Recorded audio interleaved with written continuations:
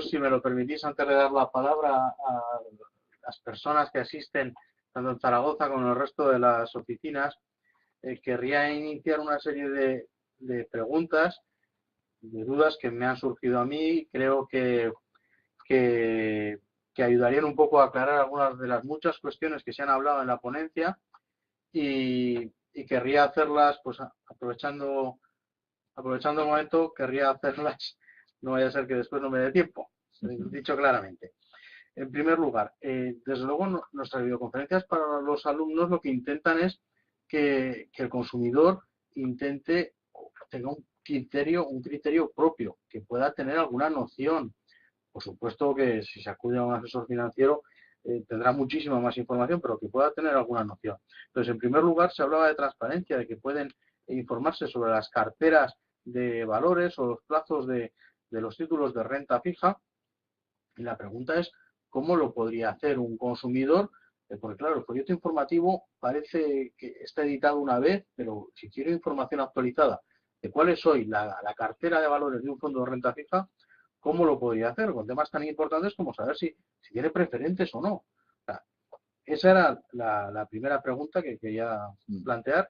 La segunda, muy interesante, el término de que no solo hay que mirar la rentabilidad, sino también la volatilidad. ¿Qué criterio qué consejo le podíamos dar al pequeño ahorrador para que intente ver ese riesgo, esa volatilidad? Luego, en último, en cuanto a páginas de referencias, has mencionado el Morningstar. Aquí habitualmente miramos la página de Inverco por ver qué nos aportaría esa página de Morningstar de forma añadida. Luego, en último momento, has mencionado como un fondo caro el que tiene un TER alto. Te pediría que nos expliques qué es eso del TER. Y por último, también has hablado de que los fondos garantizados están reduciendo su cartera, y nosotros lo que habíamos visto hasta ahora es que sobre todo el consumidor, el pequeño ahorrador, seguramente porque lo hacen bancos y sobre todo cajas, se habían comercializado muchísimos fondos garantizados. Creo que has dado la explicación, pero a ver si nos podrías repetir un poco por qué esos fondos garantizados ahora tienen dificultades. Vale. Bueno, pues la primera, ¿cuál era? La de... La transparencia, ¿cómo mirar la cartera? Sí, pues vamos a ver. Lo más sencillo es ir a la entidad y entonces cuando le exijan, le ofrezcan el fondo de inversión adecuado, oye, pues dame el informe mensual. Todos los fondos de inversión tienen que hacer un informe mensual, que es un informe muy sencillito, en donde me pone la evolución histórica, me pone muy importante también la evolución por trimestres, por los últimos trimestres, la rentabilidad que ha sacado ese fondo de inversión por trimestres, me pone muy importante también la cartera sectorial, la diversificación geográfica, las 10 posiciones más importantes, ¿vale? Con lo cual ahí, claro, ahí a lo mejor es difícil ver si tiene preferentes o no. En todo caso, se lo tenemos que preguntar al gestor de, oye, pero llama al gestor, o sea, al asesor bancario, tenemos que preguntar, llama al gestor y pregúntale si tiene preferentes o no tiene preferentes. Entonces, el asesor sí que tiene acceso al gestor y sí que le puede dar la cartera actualizada con todas las posiciones. ¿Vale? Entonces le pregunto, ¿y tiene preferentes o no tiene preferentes? Pero las preferentes, ¿a qué precio las tiene valoradas? Porque estamos viendo aquí el drama de las preferentes, que las tenemos valoradas a precio de saldo, y a lo mejor el fondo de inversión en concreto pues no las tiene valoradas a precio de saldo, las tiene valoradas a precio de compra. ¿Por qué? Porque a lo mejor no es que esto es una inversión a largo plazo y entonces el plan general de contabilidad me posibilita valorar. A lo mejor yo no quiero tener ese tipo de fondo de inversión que tiene preferentes. Eso ahí sí que es verdad que la transparencia, claro, deberíamos de ir a un sitio un poquito más complejo, ¿no? Que es preguntarle directamente y que nos dé toda la cartera, porque eso nosotros vamos a invertir en un fondo de inversión y tenemos pleno derecho a hacerlo. Otra cosa es que sea más fácil o más difícil. En cualquier caso, ese informe mensual lo tenemos perfectamente accesible. Y es más, incluso en la propia página web de cualquier entidad está. Es decir, si no queremos preguntársela al gestor, tenemos en la propia página web. Pero vamos más allá. En esa página, por ejemplo, Morningstar, la tenemos la cartera actualizada. Es decir, nosotros podemos ver qué es lo que ha hecho ese fondo de inversión a la semana. Es decir, esa misma información a lo mejor la propia entidad también lo tiene, ¿vale? Y también el fondo de inversión, si voy a la página web de Ibercaja, a lo mejor también tiene la información actualizada. ¿Qué problema tenemos? Que a lo mejor yo no puedo comparar la información de Ibercaja con la información del BBVA. Sin embargo, si yo voy directamente a Morningstar, me dan la información de la misma manera, con lo cual es mucho más fácil comparar, ¿no? la rentabilidad Sí, ponderada con la volatilidad? pues la volatilidad es una media, al final hay muchos ratios, pero en cualquier caso dentro de esa ficha mensual o dentro de esa fecha diaria, el concepto de riesgo medido por la volatilidad ya nos lo marca, ¿vale? Entonces a lo mejor lo que marca ese riesgo es cuánto es lo máximo que ha subido y cuánto es lo máximo que ha bajado. Es decir, claro, eso nos da una medida de lo que se ha podido perder. Porque si yo estoy en lo máximo, pero ha llegado a estar también en una forma mínima, si yo hubiera tenido tan mala suerte de comprar justo en máximos y de vender justo en mínimos, ese dinero lo hubiera perdido ya, ¿vale? En todo caso, es muy sencillo también. Yo cojo históricamente y veo cómo se ha comportado en las crisis bursátiles, cómo se ha comportado en 2008, cómo se comportó en 2001, ¿vale? En todo caso, claro, si hay fondos de inversión de reciente creación, fondos de inversión nuevos, pues claro, tengo que tener una cierta precaución porque no tiene historia y yo no sé cómo se ha comportado en esas épocas, ¿no? ¿El TER? El TER, al final, fíjense como yo les decía, que la comisión de gestión era un 2,5 y el TER podía ser hasta un 2,7. ¿Por qué? Porque ahí metemos el resto de comisiones, es decir, que no están, por así decirlo, exteriorizadas. Pues, por ejemplo, no sé, pues gastos de notario para la constitución del fondo de inversión o gastos de la Comisión Nacional del Mercado de Valores por plantear la información financiera, ¿no? O sea, el resto de gastos pequeños que al final, pues fíjense, un 0,2% en el caso del Pictet Water. Es decir, el TER es la medida real de todo lo que está cobrando ese fondo de inversión. Y por último, los fondos garantizados. Los fondos de inversión garantizados, esto es muy sencillo. O sea, ¿cómo se hacían los fondos de inversión garantizados? Pues el gestor lo que hacía era, cogía un bono del Estado español, por ejemplo, a 3 años, ¿vale? Imagínense que le daba un 4%. Un 4% al año por 3 años es un 12%. Bueno, pues ese 12% es lo que el gestor podía tirar a la basura. Es decir, con ese 12% se lo podía jugar el gestor a todo o nada, ¿vale? Entonces, ¿qué es lo? Porque al final el capital lo teníamos garantizado. Si hubiéramos comprado esos bonos de inversión, dentro de 4 años tendríamos 112 euros, ¿vale? Pues esos 12 euros es lo que el gestor se puede jugar. ¿Qué es lo que hacía? Compraba normalmente un warrant, un derivado financiero, que podía dar mucha rentabilidad si la cosa iba bien o quedarse a cero si la cosa iba mal. Pero si ese warrant se quedaba a cero, no pasaba nada porque mis 100 euros que había invertido, esos los mantenía.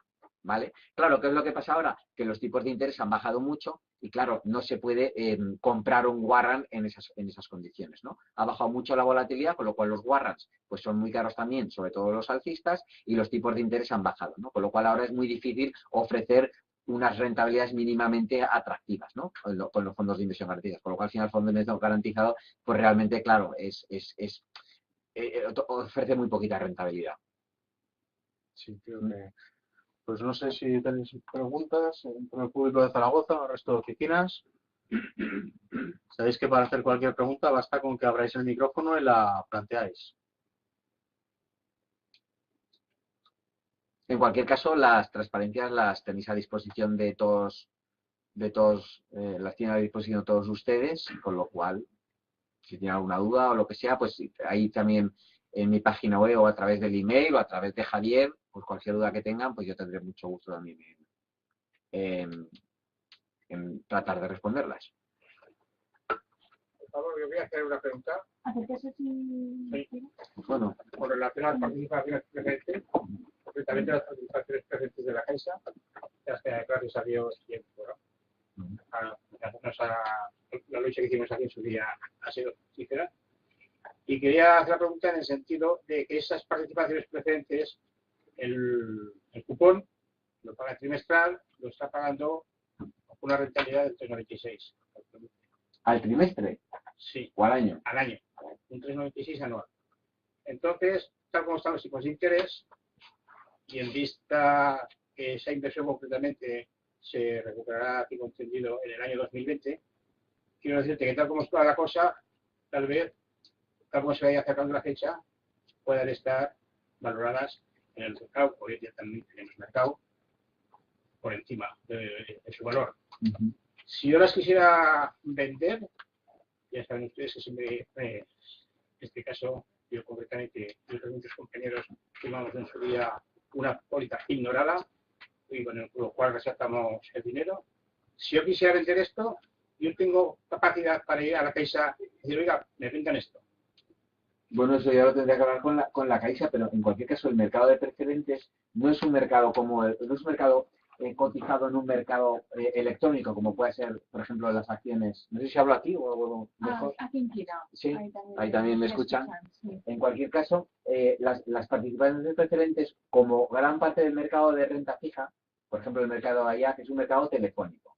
Es decir, es un mercado, desde luego, no tan transparente como el mercado bursátil, como el mercado de acciones de Telefónica. Es decir, ¿eso qué quiere decir?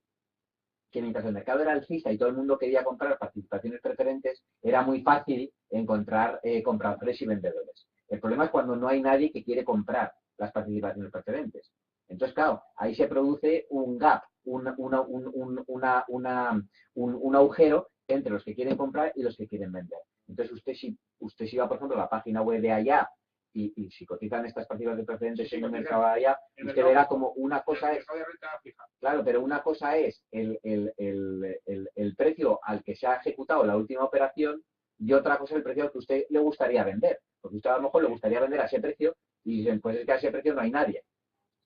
Entonces, si yo pongo una orden, por ejemplo, por debajo de ese precio de mercado, bastante. Me parece que lo que estoy preguntando es de la deuda que dieron del canje de participaciones preferentes CaixaBank, que usted recuperó el dinero a través de un préstamo que estaba pignorado a esa deuda subordinada.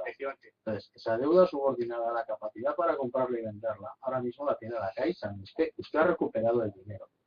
En caso de que la Caixa venda el dinero y se produzca un superávit, si no recuerdo mal los acuerdos tomados, ese beneficio extra lo recibe usted. Pero la decisión de si se compra o se vende las toma la Caixa.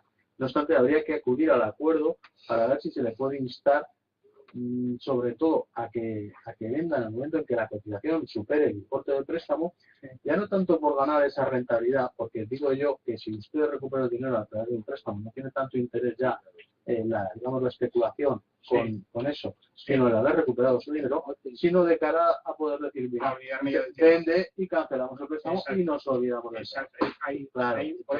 Claro, pero eso sería, en vez de lo que estamos aquí planteando en la ponencia, que es del fondo de inversión, eso está muy vinculado al acuerdo de la Caixa. Yo creo que eso sería una pregunta, tal vez, para preguntársela concretamente al compañero Sergio Cebrián, que lleva este tipo de temas puntuales del acuerdo con la Caixa. ¿La próxima reunión sería más apropiado? No para la próxima reunión, sino a través de asesoría. Pero la próxima reunión, como Alicia Costa sigue a hablar de productos de ahorro, seguramente tocará también las preferentes. Sí, es que se lo digo porque precisamente el otro día consulté por internet y vi que estaban por encima de su valor. Ya. Entonces fui a la Caixa y me dijeron que no. Y de aunque usted las ponga, usted ponga una orden de venta pero por debajo del precio de mercado, no se lo van a ejecutar. Claro. Dice, es más, si quiere usted poner esa orden, nos tiene que ingresar en la libreta el importe que en su día se le dio. Eso para empezar. Vaya. Pues añado. Digo, lo que usted ha dedicado, lo que le estaba diciendo, que la posibilidad de operar en el mercado, ahora tiene la Caixa, usted tiene el dinero en su cuenta ya. En caso de que la Caixa venda y se produzca un beneficio, es suyo. Pero desde luego el poder para el derecho de prenda que ejercita la Caixa, todo ese título, para operar en el mercado, es de la Caixa, claro. Si usted quiere hacer usted no lo puede vender ahora, claro. Si quiere hacer algún tipo de especulación, pues claro, la Caixa le dice, pues vale, devuelven el préstamo y ahora ya juega lo que quiera. Entonces, ¿por qué figura mi nombre eso? Porque eso es suya, pero está ignorado, por lo que dice Javier. Sí, es de la Caixa. No es suyo, pero tiene ignorado, ¿no? Exactamente. Lo tiene ignorado y a cambio usted tiene el dinero en su cuenta bancaria. Claro. Si usted quiere, digamos, especular con ese dinero, no puede tener el dinero en su cuenta bancaria. Me den otra, o sea, anular ese préstamo ignorado. Anularlo. Claro, pero eso sería ya no solo para usted, sería para muchas personas, porque todo el mundo tiene el mismo título. Sería para yo no quiero estar ahí ningún negocio. Claro, pues entonces, eso sería tal vez para transmitirse a la Caixa, no solo con la deuda, pues yo creo que usted está hablando de la deuda privada a 10 años. Pero también estaba pasando con las convertibles. Había dos partes en el canje. Sí, es que había un 30% que se convertían en acciones de CaixaBank, de CaixaBank, que precisamente estas el otro día estaban, pues no estaban. Pero eso formará parte de las próximas reuniones cuando se convoque la comisión paritaria dedicada con la Caixa para ver lo que se puede ya ir cancelando de aquello. Pero ya no es la decisión por una sola persona, lo que todos ustedes están en la misma situación. Bueno, ahí habrá que hacer algo. Pues gracias, tomamos nota. Sí, yo quería preguntarle a Juan una pregunta. Vamos a ver, podemos ver en portales como Inverco que hay fondos de inversión que ofrecen un 20, un 30, un 40 durante los últimos años. Te han ofrecido. Que han ofrecido, exactamente.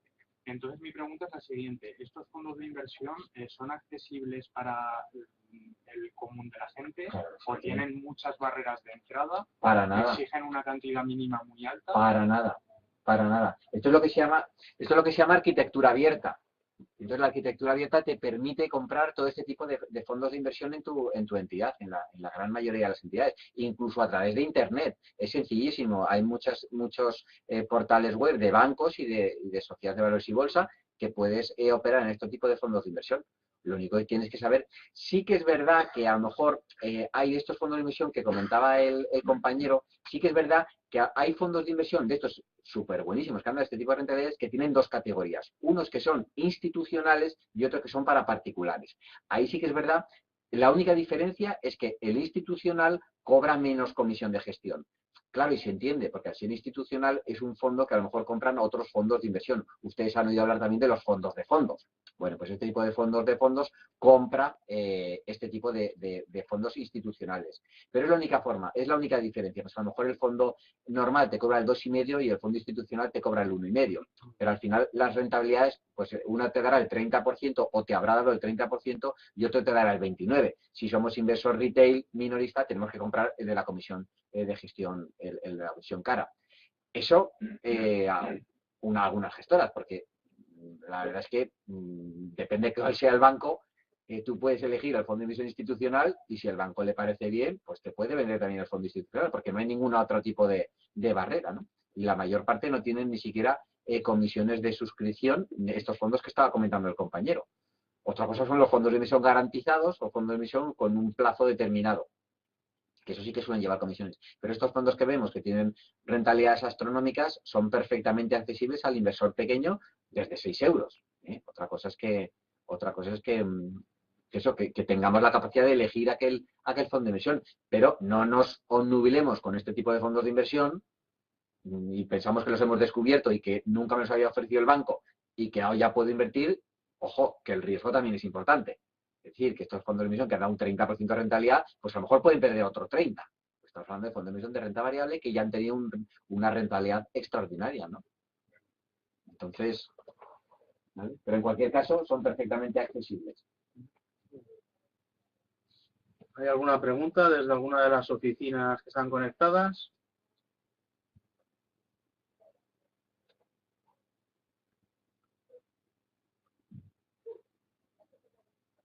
Recordar que para hacer las preguntas tenéis que abrir el micrófono. Os veo ahí hablando. Solo hablan los de Zaragoza. Una pregunta de Madrid. Hola, buenas tardes.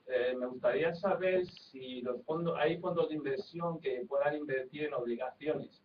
Y si es así, ¿qué tipo de problema pueden tener? Si es que es el caso. Sí, claro. Sí. Bueno, pagaré. Eso depende del tipo de poner el folleto.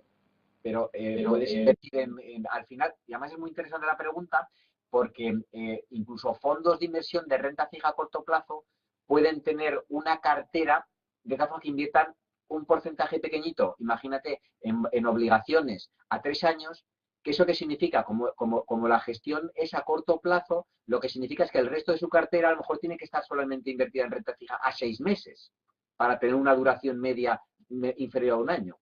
No quiere decir, el que un fondo sea de renta fija a corto plazo, no quiere decir que todos sus activos tengan que tener obligatoriamente menos de 1 año de duración. No, puede ser que tenga activos o plazos fijos a lo mejor de entidades a 3 meses, a 6 meses, y eso me permita alargar la duración de otro tipo de activos, ¿no? En menor porcentaje. Pero fondos de inversión de obligaciones puede haber perfectamente. Lo que le vamos a exigir a ese fondo que tenga una cartera diversificada de obligaciones, ¿no? Y luego ya dependerá. ¿Queremos un fondo que solo invierta en obligaciones estatales, es decir, del sector público? ¿O queremos un fondo de inversión que solo invierta en bonos de empresas privadas? o en bonos o en obligaciones de sector de países emergentes. Eso ya, ahí tenemos todas las gamas habidas y por haber. Si ustedes van a la página Morningstar y despliegan la categoría de fondos, yo me atrevería a decir que es infinita la categoría de fondos que hay. Lo único que hay que tener en cuenta el riesgo. Es decir, que a lo mejor yo veo la rentabilidad histórica de un fondo monetario y la rentabilidad histórica de un fondo de inversión de renta fija a corto plazo, y veo la rentabilidad histórica de un fondo de inversión de renta fija a largo plazo, y claro, me tienta a invertir en un fondo de inversión de renta fija a largo plazo.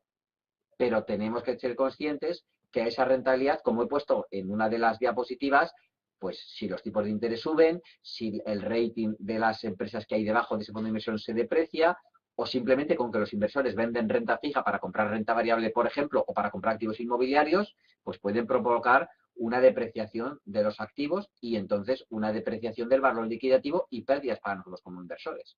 Y hay que tenerlo también cuidado. ¿Una otra pregunta?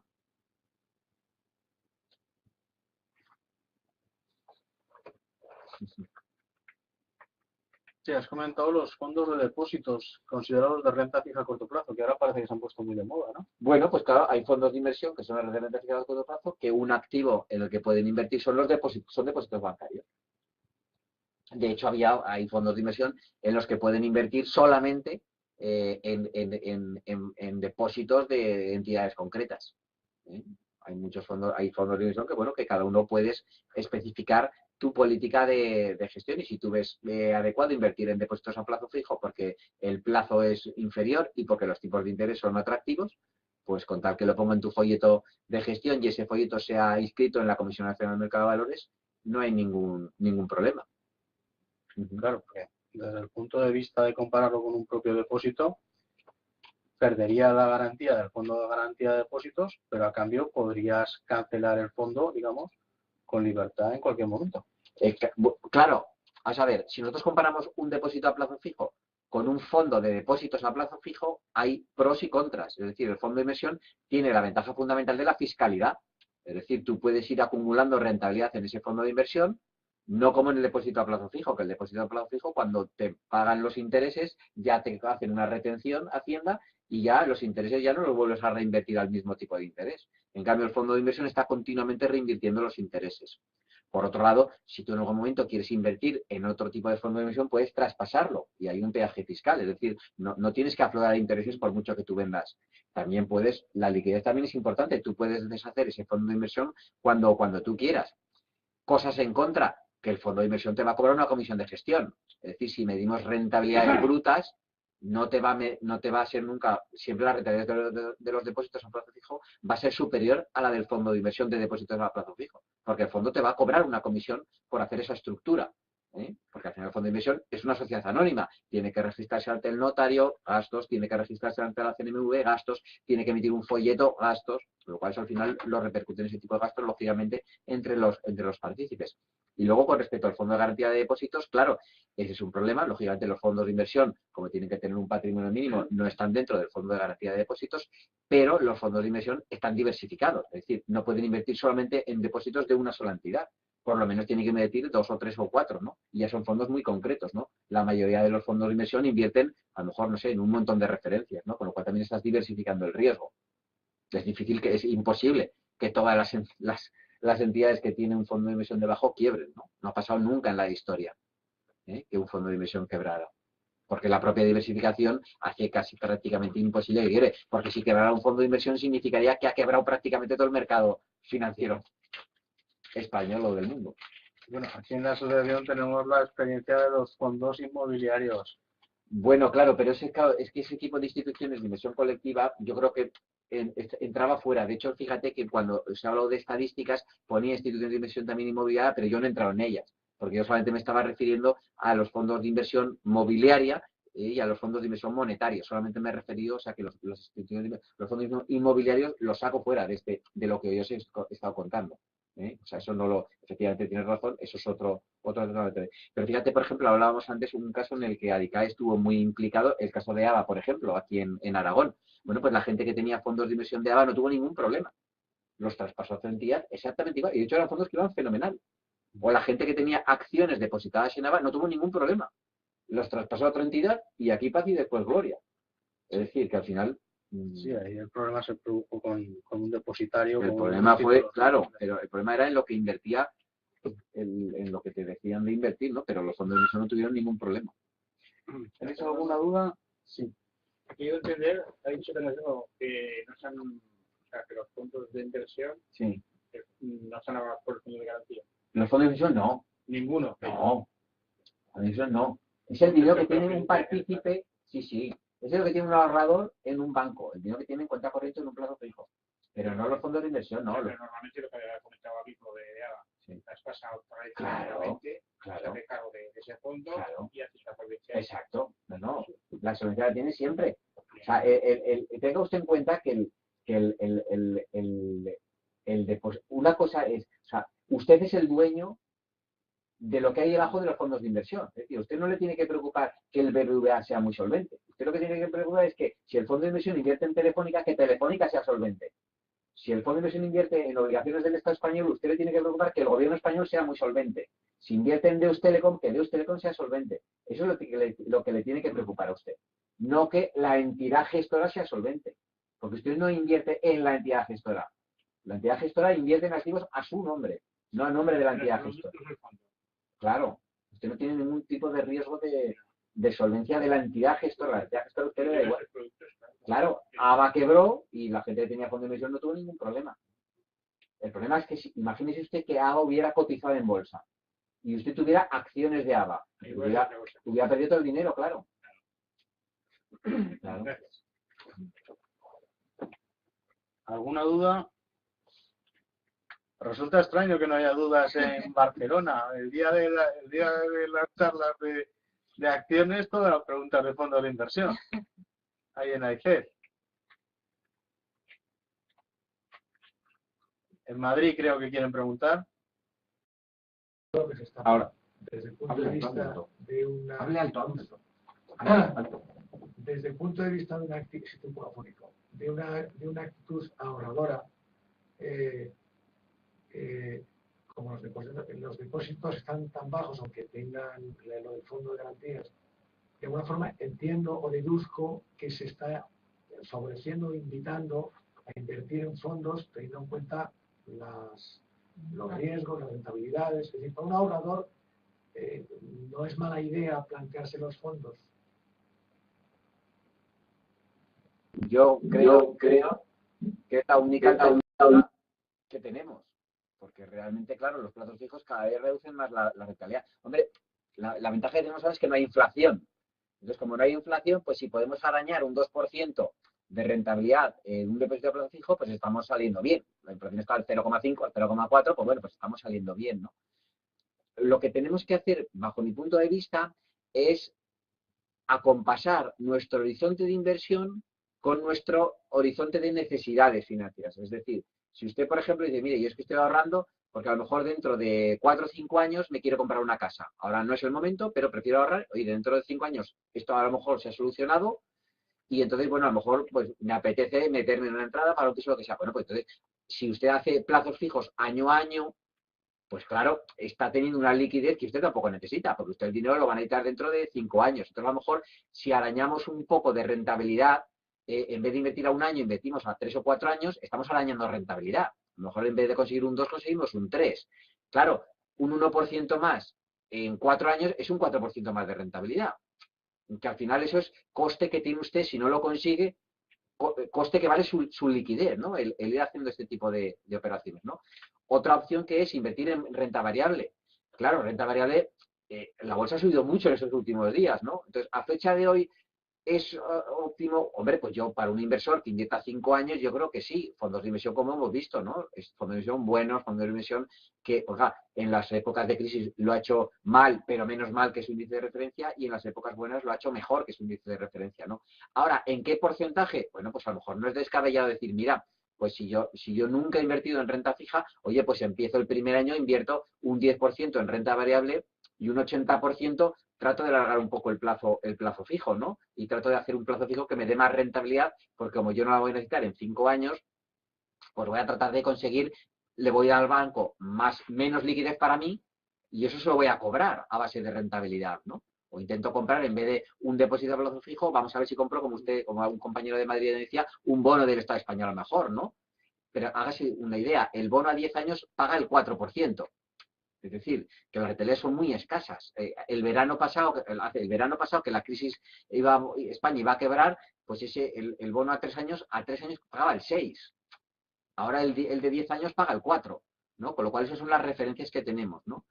Como le digo, no hay inflación, con lo cual, como no hay inflación, no nos tiene que penar el que no nos den rentabilidad en el plazo fijo, ¿vale? Entonces, no es que nuestro dinero sigue manteniendo valor y sigue generando valor, ¿no? Claro, a ese dinero le quitamos también los impuestos, la retención de Hacienda, le quitamos posibles comisiones, etcétera, ¿no? En todo caso, claro, ¿cómo evaluamos? Pues el fondo de inversión entra en ese porcentaje de clientes que tienen esa cierta cultura financiera, entiéndame cultura financiera en ese tipo conocimiento de riesgo, ¿no? Y ver si yo tengo cultura financiera, yo puedo tener mucha cultura financiera, pero ser inversor de depósito a plazo fijo. ¿Por qué? Porque yo no puedo soportar perder ni un euro, ni un solo día, porque me pongo muy nervioso.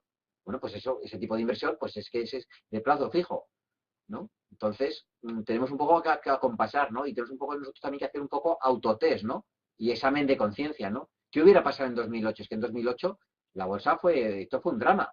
No sé si algunos de ustedes lo vivirían, pero en mi caso, que soy profesional de esto, pues fue un drama absoluto, ¿no? Entonces yo siempre, cuando comento, ¿qué pasó con este fondo que tú quieres comprar? Es que a mí ahora todos mis clientes están encantados. Oye, qué fondo tan chulo tienes, el Peter Water, va fenomenal. Va fenomenal porque sube. Te encanta este fondo de inversión, estás encantado porque sube. Si bajara, no te gustaría tanto.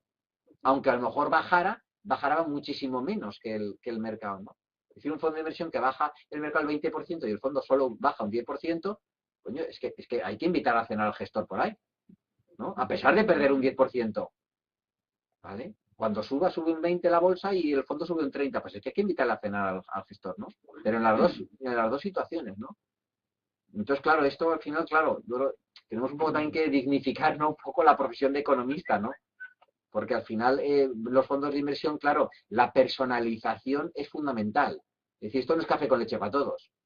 Pero eso es en muchos casos labor también de cada uno de los ahorradores. De que tengan interés por venir a charlas como esta, de que hagan probatinas, de que vean páginas web, de que vean opiniones, que son todas gratis. Que es que al final esto no cuesta dinero. Ir a Morningstar tienes un montón de artículos de opinión, tienes un montón de autotest que tú te puedes hacer, ¿no?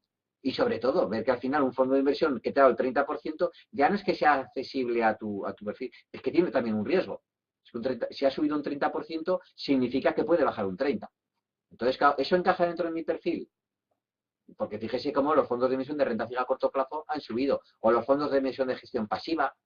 Hay fondos que, mira, mi objetivo es ganar un 5%. Ah, pues ese fondo lo quiero. Oiga, he dicho objetivo, no he dicho garantía.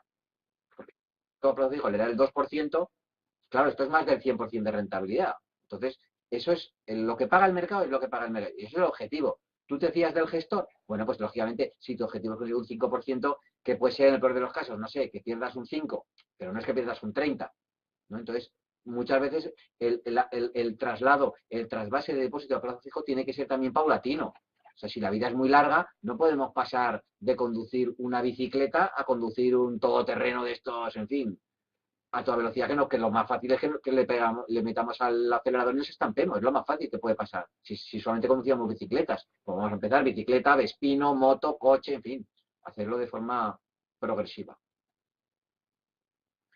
Y otra pregunta, como los fondos, la elección del fondo parece que no depende del banco de que se trate, sino de la gestora, ¿hay también algún ranking de gestoras en cuanto a en esas páginas web que señalas?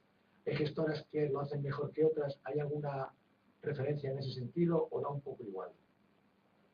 Y yo más que gestor hablaría de fondo completo, por lo que le digo, porque como existe arquitectura abierta, pues realmente me da igual a mí. O sea, a mí igual el banco me va a ofrecer fondos de inversión, me puede ofrecer fondos de su propia entidad o fondos de otras gestoras, ¿no? A lo mejor los fondos de inversión de renta fija a corto plazo me da igual que me los venda la propia gestora, pero a lo mejor fondos específicos es que la propia gestora no tiene ese tipo de fondos, ¿no? Vamos a ver, yo siempre que voy a un banco, yo prefiero los fondos del banco. ¿Por qué? Porque el asesor del banco, los productos que mejor va a conocer son los de su propia casa. O sea, yo cuando voy a un banco y tengo confianza en un banco, prefiero que me ofrezca fondos de su propia casa. Cuando el gestor me va a ofrecer fondos externos, cuando él no tenga fondos adecuados y le complementen a esa gestión, a ese perfil que tengo yo. El Pictet Water, pues el Pictet no tiene oficinas en España para el pequeño inversor, por lo cual hay muchas empresas que ofrecen ese tipo de fondo de inversión. Les digo ese, como les puedo decir, 25.000, Robeco, Errodes, un montón de fondos, ¿no? Entonces, los fondos de inversión al final, claro, hay ranking de gestoras, por ejemplo, el periódico Expansión publica un ranking de gestoras, pero eso es un ranking más de carteras de valores, es decir, los departamentos de estudios lo que hacen es, el periódico le dice, vamos a ver, empezamos el año, decide una cartera modelo y vamos viendo cómo va evolucionando la rentabilidad. Bueno, eso es una medida de calidad de ese tipo de departamento de análisis que se traslada lógicamente a la gestora, ¿no? Pero yo más que medir a las gestoras en concreto, mediría a los fondos de inversión. Es decir, primero empezamos, vamos a ver, dentro de mi cartera ideal, nos olvidamos de los fondos de inversión, porque los fondos de inversión al final no dejan de ser un velo, ¿no? Que cubre un producto más, ¿no? Mi cartera de inversión, 20% renta variable, 60% renta fija a corto plazo y un 10% de gestión alternativa y un 10%, no sé si los porcentajes son así, de renta fija a largo plazo, ¿vale? Entonces ahora vamos a ver qué productos se encajan en cada uno de ellos. Entonces, eso es mi gestor el que me lo tiene que proporcionar. Y si no es mi gestor, pues somos nosotros mismos, o a través de Adicade, o viendo este tipo de cursos al que tenemos que ir un poquito complementando, ¿no? Y luego, pero hoy en día con la arquitectura abierta es que es muy fácil. Y incluso muchas hoy en día lo que es más difícil es, claro, si a lo mejor, claro, hay que ser también, claro, si tenemos ¿cómo conseguimos que el gestor nos dedique atención? Hombre, si tenemos mucho dinero. Pues claro, si tenemos poco dinero, pues claro, la hora del gestor pues vale dinero. Entonces, claro, no es lo mismo atender a una persona que tenga 1.000.000 de euros a una persona que tenga 1.000 euros. Pues claro, si le tienes que dedicar 2 horas, pues claro, como al final cobras por un porcentaje, pues claro, 2 horas para una persona de 1.000 euros, pues te sale la visita a 50 céntimos. En cambio, una persona que tiene mucho dinero, pues le puedes dedicar más atención, ¿no? ¿Cómo lo salvamos eso? Pues tratando de formarnos de la forma o a través de, por ejemplo, de Adicae, que en muchos casos te puede asesorar en este tipo de cosas, ¿no? Claro, el objetivo de estas videoconferencias, de estas charlas, es la formación en los diferentes productos de ahorro. Hemos hecho charlas sobre bolsa, hemos hecho sobre hace 2 semanas, sobre planes de pensiones, Claro. ahora fondos de inversión y en definitiva, al final, pues probablemente cada uno se tiene que acomodar pues a los conocimientos que tiene y todo hay que decirlo, pues posiblemente la mayoría de nosotros somos del depósito a plazo. Claro, bueno, pues oye.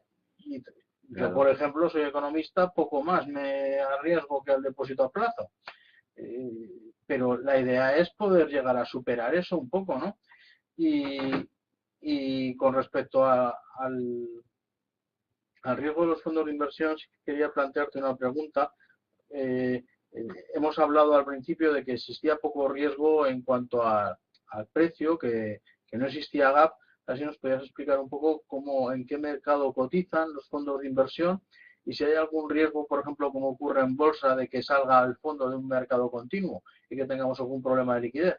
No, de hecho los fondos de inversión no cotizan en un mercado continuo, ¿vale? Los fondos de inversión lo que tienen es un valor liquidativo. Entonces ese valor liquidativo se evalúa, a diferencia de las acciones, los fondos de inversión no se evalúan todos los días. Los fondos de inversión se evalúan siempre a cierre de mercado, ¿vale? Entonces los inversores pueden comprar y vender, pero siempre a precio de cierre de mercado. Pero yo decía que es un precio justo porque es el mismo precio, imagínense Javier y yo. Yo vendo un fondo de inversión, el fondo de inversión A, y Javier lo compra. Bueno, pues yo lo compraré a 50 y Javier lo venderá a 50. Es decir, en ese aspecto es justo. Si Javier y yo fuéramos a comprar acciones de Telefónica y las quisiéramos comprar por lo mejor, pues yo seguro, si fuera, las compraría un poquito más caras y Javier las vendería un poquito más baratas. En cambio, el fondo de inversión es justo porque como es a cierre de mercado, la propia cartera se valora a un precio, pues como ha cerrado la bolsa, como valoración de la renta fija, etcétera. Entonces, ese valor liquidativo es al que los inversores pueden comprar y pueden vender. Esto si es un producto retail, pero, por ejemplo, hay circunstancias extraordinarias. Imagínense que, por ejemplo, dentro de un fondo de inversión, pues no sé, hay una mutua de seguros o hay un plan de pensiones que ha invertido mucho dinero en un fondo de inversión y de repente quiere sacarlo. Bueno, pues a lo mejor esa gran cantidad no se puede sacar de la noche a la mañana. Se tiene que sacar, pero estamos hablando por a lo mejor un fondo de inversión que tenga 2 millones de euros de patrimonio o 3 millones de euros de patrimonio, pues imagínate que solo hay un inversor que tiene 500.000 euros. Pues si tú quieres vender 500.000 euros, no te dejan venderlo, tienes que dar un preaviso. ¿Por qué? Porque el gestor tiene que reestructurar la cartera. Porque imagínense que ese fondo de 3 millones de euros tiene su liquidez, que son justo 500.000 euros. Y viene uno de los inversores y pide 500.000 euros. Pues claro, no puede sacar los 500.000 euros de liquidez, porque entonces estaría cambiando la estructura del fondo de inversión. El fondo de inversión a lo mejor era un fondo de inversión mixto, que tenía que tener por obligación esa liquidez, ¿no? Con lo cual, en casos extraordinarios de peticiones de reembolsos, pero fíjense de qué estoy hablando, por lo mejor un fondo de inversión que tenga 3 millones, imagínense que solo hay un inversor que tiene 500.000 euros invertidos. Pues claro, debería dar una orden de preaviso, a lo mejor de 2 o 3 días, para que el gestor tuviera tiempo de ir deshaciendo la cartera poco a poco y ofrecerle esa liquidez. Pero en cualquier caso, el inversor pequeño no tiene ningún problema con los fondos de inversión. Buenas tardes, desde Barcelona. ¿Se me oye? Sí, sí. Hola, buenas tardes. Mire, tengo una información muy precaria sobre los fondos de inversión de gestión dinámica. O sea, fondos que se supone que los gestores van moviendo, van invirtiendo según las características del mercado. Pero tengo una información muy precaria. A ver, me gustaría que me informara sobre eso porque tengo entendido que son los mejores, sobre todo para personas que no estamos muy puestos y que queremos que eso no se hunda en un momento dado, si estos fondos son así. Vale, gracias. Los fondos, muchas veces este tipo de fondos de inversión de gestión dinámica son también fondos de autor. Es decir, son fondos en los que hay un gestor, pues hemos visto muchos gestores, en fin, estrella, ¿verdad? Muchos comentaristas, muchos analistas, muchos profesores que luego al final, bueno, pues ponen en marcha sus propias teorías y se dedican a gestionar inversiones, ¿no? El problema de los fondos dinámicos es que, claro, como aparecen y desaparecen en función de su éxito, pues no podemos establecer una medida de quiénes son los buenos y quiénes son los malos, ¿no? Entonces, en los fondos dinámicos realmente usted tiene que tener mucha confianza en ese gestor. Entonces, al final, no hay una clasificación, porque ya le digo, al final los fondos dinámicos que sobreviven son los buenos, pero ¿cuántos fondos dinámicos han quedado en el camino? Porque al final pues han hecho inversiones que se han confundido, ¿no? Porque al final tengo en cuenta que los fondos dinámicos lo que te hacen es, oye, voy a intentar, bueno, coger la buena dirección cuando la bolsa sube y cuando la bolsa baja, pues salirme del mercado, ¿no? Y al final está continuamente tomando decisiones. Si esas decisiones son correctas, pues fenomenal, pero si no son correctas, pues bueno, usted imagínese, no, yo soy un fondo muy dinámico, creo que la bolsa lo va a hacer mal, entonces me salgo. Bueno, y la bolsa sigue subiendo. Pues claro, se pierde usted esa subida, ¿no? Va, pues venga, pues como ha subido, ahora voy a entrar. Y entonces justo en ese momento baja, ¿no? Entonces los fondos dinámicos son complicados porque tiene que tener mucha confianza en el gestor, ¿no?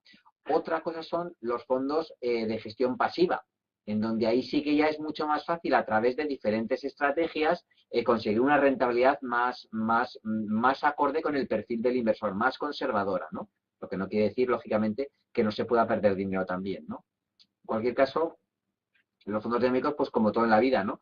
Pues para un porcentaje determinado de cartera conservadora, bueno, pues puede ser una herramienta adecuada, ¿no? Pero, vuelvo a repetir, hay que ver qué es lo que hay debajo de ese fondo de inversión, hay que ver qué tipo de activos tiene y ver si usted se siente cómodo con ese tipo de gestiones, ¿no? Y en todo caso, información puntual de lo que está haciendo y de lo que está y de cómo se está comportando el fondo. La ventaja de los fondos es que, claro, te puede salir sin peaje fiscal. Una cosa, una pregunta. Zaragoza. Sí, que te veo. Todo fondo, si yo quiero recuperar, levantarlo de alguna manera antes de su vencimiento, Sí. la entidad bancaria debe ponerme lo que se llama una ventanita, una fecha que ellos asignan en la cual yo puedo levantar ese dinero bajo una serie de características. Pero me habla de los fondos garantizados. Yo hablo de fondos. No, los fondos de inversión no tienen, la mayoría de los fondos de inversión no tienen plazo de vencimiento, ¿vale? Es decir, usted puede comprar y vender los fondos cuando le dé la gana. Imaginemos fondos de inversión de renta variable, de renta fija mixta, fondos monetarios. Usted puede tocar el fondo cuando le dé a usted la gana, ¿vale? Otra cosa son los fondos de inversión garantizados. Usted imagínese que yo le garantizo a usted un 5% de rentabilidad anual si usted mantiene el dinero conmigo durante 10 años. ¿Vale? Entonces, me parece fenomenal, firmamos un contrato.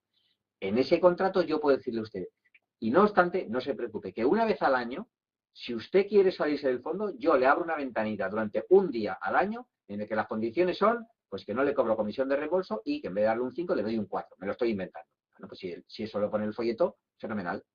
¿Vale? Pero esos son en los fondos garantizados, porque el resto de fondos de inversión no tiene comisiones de reembolso, por lo cual usted lo puede tocar cuando le dé la gana. Otra cosa es que a lo mejor hay fondos de inversión que sí que es verdad que para evitar que la gente especule mucho y maree al gestor, a lo mejor te pueden poner comisiones de reembolso a lo mejor durante los 3 primeros meses o durante los 6 primeros meses. ¿Vale? A lo mejor puede ser que haya algún fondo de inversión, pero es rarísimo. Es rarísimo y desde luego en España yo, chicos, creo que no conozco ningún fondo de inversión. Sí que en tiempos a lo mejor ha habido alguno, ¿verdad? Pero en fondos de inversión tradicionales es difícil. En todo caso, estas comisiones, oye, pues en los 3 primeros meses, oye, no toques el dinero. O tócalo y te cobro el 1%. Pero es muy difícil.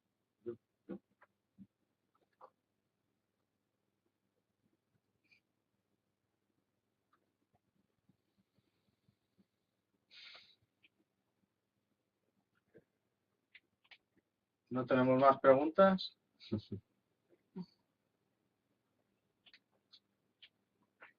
Bueno, pues ya que ellos no preguntan, voy a preguntar yo. Has comentado al principio que al invertir en fondos de inversión que no tenemos por qué limitarnos a las inversiones en España, que podemos acceder a fondos internacionales. Pero teniendo en cuenta que el pequeño ahorrador tiene que ver hasta qué punto sus conocimientos alcanzan, atreverse a invertir fuera de España con riesgo de tipo de cambio, de mercados que no conoce o de evoluciones que no conoce, o bueno, de que se dupliquen comisiones, ¿hasta qué punto se puede atrever un pequeño ahorrador español tiene que fiarse exclusivamente de la información de su asesor? Hombre, yo es el ejemplo que les ponía antes en la presentación. O sea, ustedes imagínense que le decimos a un inversor americano que tiene que tener el 90% de sus inversiones en España. Pues claro, o sea, pues no diría que si estamos borrachos, ¿no? Entonces, claro, un inversor español normalmente tiene el 100% de sus inversiones en España. ¿Qué pasa? ¿Que los españoles somos más listos que los americanos? No, pues que hay un sesgo hacia lo local. Nosotros nos pensamos que creemos que estamos más cómodos invirtiendo en España, pero realmente eso al final, pues no es que seamos más listos que los americanos. Con lo cual, al final, lo que tenemos que hacer es, bueno, pues, en fin, leer, informarnos y al final, bueno, pues tratar de, en fin, ya le digo, los medios de comunicación todos están continuamente hablando de fondos de inversión, hablando de carteras óptimas, hablando de, en fin, de estructuras óptimas, ¿no? Y entonces, claro, al final los temas que tiene es que no tiene por qué tener más riesgo un fondo de inversión de toda Europa que un fondo de inversión solo de España. ¿Por qué tiene que ser más arriesgado invertir en un fondo de inversión de Europa entera o en un fondo de inversión mundial que no en invertir en un fondo que solamente invierte en España? Al final estamos diversificando, ¿no? Entonces, si yo mi porcentaje, como hablamos con el señor de Barcelona, decía, pues yo es que, mira, voy a empezar a invertir un 10%. Yo siempre he invertido en renta fija, pero mira, ahora voy a invertir un 10% de mi patrimonio en renta variable. ¿No? ¿Por qué ese 10% lo tengo que invertir solo en España? Ojo, que a lo mejor es una opción coherente hoy en día, porque España es de lo que más está subiendo. A lo mejor es una opción coherente, que no digo que no. Pero, ¿por qué no ese 10% lo puedo invertir diversificado? ¿Por qué no lo puedo invertir en un fondo que sea sectorial, que solamente englobe tendencias internacionales de consumo, por ejemplo? ¿O por qué no puedo invertir en un fondo que invierta, oye, aprovechando que Brasil ha bajado muchísimo, oye, ¿por qué no invierto en un fondo, a lo mejor no solo de Brasil, pero sí de Latinoamérica? Que a lo mejor cojo también parte de Brasil, hombre, Brasil ha caído mucho, la verdad es que Brasil lo está pasando muy mal, pero realmente ha caído mucho, ¿no? Entonces, a lo mejor, ¿por qué no puede subir? Entonces, yo creo que hay que cambiar un poco la mentalidad y, sobre todo, Javier, es decir, renta variable, dentro de renta variable vamos a abrir la mente. Yo no digo abrir la mente respecto del 100% de nuestro patrimonio, pero eso que nosotros estemos dispuestos a sufrir, ¿por qué sufrirlo solo en renta variable española? Si los americanos no invierten el 100% en renta variable española. Entonces, si los americanos invierten, ¿por qué cada país tiende a sesgar hacia lo suyo particular? Porque hay ese efecto miopía, ¿no? Lógicamente estamos más cómodos invirtiendo en Telefónica que no en Deutsche Telekom. Pero ¿por qué tiene que ser, solamente porque nosotros conozcamos mejor Telefónica que Deutsche Telekom, por qué una tiene que ser mejor que la otra? ¿No? Entonces, claro, la forma está en trasladar y cambiar esa incertidumbre por riesgo. Entonces, si nosotros somos capaces de leer, de tener una formación propia, de fiarnos de un analista de referencia que tengamos que escribe en Expansión, o que escribe en El Economista, o que escribe en 5 días, bueno, y nosotros le vamos siguiendo, bueno, pues porque al final no podemos formarnos un poco, tener confianza, ¿no?, en esa persona, ¿no? Hay muchos analistas que asesoran a través de fondos de inversión. Pero hay que leer y hay que tener confianza, ¿no?, en este tipo de gente, ¿no? Pero no le digo tener confianza en el 100% de nuestro ahorro, no. En ese porcentaje que va a ser de renta variable, que va a ser de riesgo. Pues vamos a consumir ese riesgo de la forma más coherente. No solamente porque esto está aquí cerca, invertir en Telefónica, que es una empresa fenomenal, que ha ido fenomenal en bolsa también en los últimos meses. Claro, también estuvo a 30. Con lo cual, pero bueno. ¿Hay alguna otra pregunta?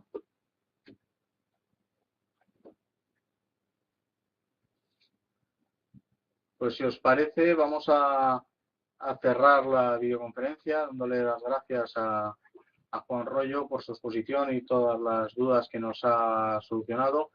En el caso de la ponencia sobre bolsa, en su día hicimos diversos supuestos prácticos intentando analizar como pequeños ahorradores hasta donde llegábamos distintos títulos de acciones cotizadas que se han mencionado. Pues a lo mejor con nuestra miopía analizamos Telefónica, intentamos analizar Iberia, ya se nos complicó con el tema de la absorción con la compañía inglesa, y desde luego intentaremos hacer un análisis de algún fondo de inversión y desde luego te pediremos opinión sobre las divagaciones que hacemos los pequeños ahorradores sobre qué productos son buenos o no. Sí, pues nada, pues yo encantado, pues a vuestra disposición. Pues muchísimas gracias a todos. Muchas gracias también a todos los que están por ahí, todas las oficinas, por estar aquí. Muchas gracias.